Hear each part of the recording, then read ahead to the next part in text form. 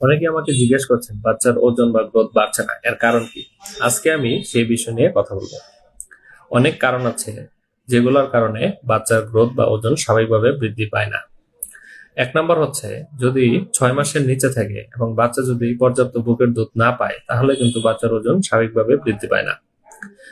বড় বাচ্চাদের ক্ষেত্রে যদি খাবারে পুষ্টির অভাব থাকে, বাচ্চা যে খাবার খাচ্ছে সেখানে যদি পুষ্টিগুণ কম থাকে এবং বাইরের খাবার বেশি খায়, তাহলে কিন্তু বাচ্চার গ্রোথ কম হয়।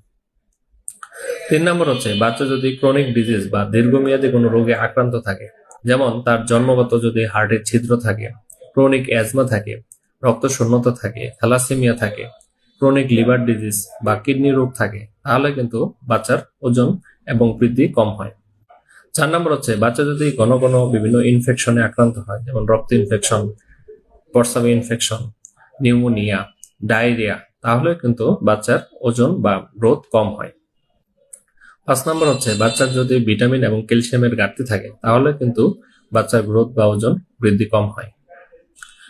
6 নম্বর হচ্ছে, বাচ্চার যদি কোনো হরমোনজনিত রোগ থাকে বা হরমোনের ঘাটতি থাকে, তাহলে কিন্তু বাচ্চার ওজন বা গ্রোথ কম হতে পারে।